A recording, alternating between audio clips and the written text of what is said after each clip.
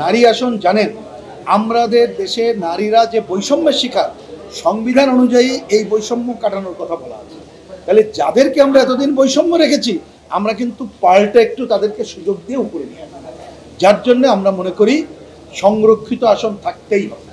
এবং যেটা আমরা ঐক্যমত্য হচ্ছিও, সেটাও কিন্তু এ দায়িত্ব পালন করবে নির্বাচিত সংসদ।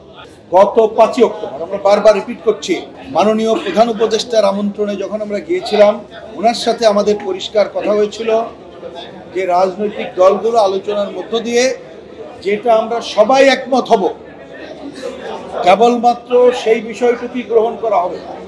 19-20 পার্থক্য থাকলে আলোচনা করে ঐক্যমত্যের চেষ্টা হবে, ঐক্যমত্য না হলে ওইটা গ্রহণ করা হবে না। আমরা নিশ্চয়ই আগামীতে নির্বাচন হবে বলে এখনো প্রত্যাশা করি। জনগণের কাছে যাব, জনগণ যদি রায় দেয় যার যার মতো করে। এবং যেটা আমরা ঐক্যমত্য হচ্ছিও, সেটাও কিন্তু এ দায়িত্ব পালন করবে নির্বাচিত সংসদ। আমরা বলেছি যার যার দল মিলবে না থাকুক, সেটা জনগণই সিদ্ধান্তের মালিক তারা নেবে। এবার আমি সুনির্দিষ্ট করে আসি। জানেন যে এই যে দ্বিকক্ষ বিশিষ্ট পার্লামেন্ট নিয়ে একাধিক দিন আলোচনা হয়েছে। আমরা আগেই বলেছিলাম এত আলোচনার প্রয়োজন নেই, কারণ একটু সময় নষ্ট হচ্ছে বলে আমরা মনে করি।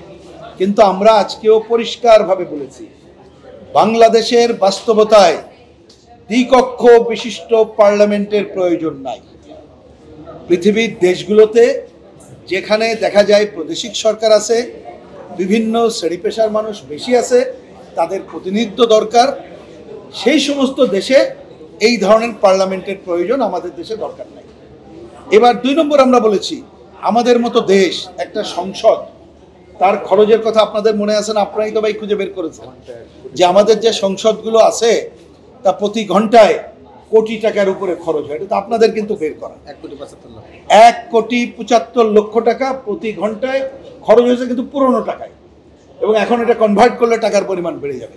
তা আমরা এরকম একটা উচ্চকক্ষ পুষবো এত টাকা দিয়ে? আমরা বামপন্থীরা, বিশেষ করে কমিউনিস্ট পার্টি, বাসদ, আমরা মনে করি এটা অপ্রয়োজনীয়। আজকেও আমরা অন্য দল, মেজরিটি দল চায়, তাদেরকে আমরা বিনীত অনুরোধ করেছি এটা ভেবে দেখেন। হ্যাঁ, নিশ্চয়ই বাংলাদেশে কখনো প্রয়োজন আমরা প্রাদেশিক সরকারও করতে পারি, দ্বিকক্ষ বিশিষ্ট করতে পারি, কিন্তু এখন এটা প্রয়োজন নেই। আজকে এটা ছিল আমাদের সুনির্দিষ্ট বক্তব্য। দ্বিতীয় যে প্রস্তাব, সেটা হচ্ছে সংবিধান সংশোধন। আমরা এ ব্যাপারে পরস্পর কিছু কথা বলেছি, আরও বলবো। আমাদের কথা পরিষ্কার, দেখেন আমাদের সংবিধানের অনেকগুলো জিনিস আছে, মূলনীতি সহ কতগুলো বিষয় হুটহাট করে সংশোধন করা যাবে না, আমরা একমত। কিন্তু এটা মনে রাখা দরকার, গণভোটের নামে বাংলাদেশে কি হয় অতীতে আমরা দেখেছি। তারপরেও গণভোট ইতিমধ্যে আদালতের মধ্য দিয়েই এটা ফিরে এসেছে, সেটা একদিকে ভালো খবর আমরা মনে করি। ওনারা কয়েকটা বিষয় প্রস্তাব করেছেন, আমরা এ ব্যাপারে একটা বিষয় দৃষ্টি আকর্ষণ করব ওনাদেরকে, সেটা হচ্ছে জনগণের যে মৌলিক অধিকার।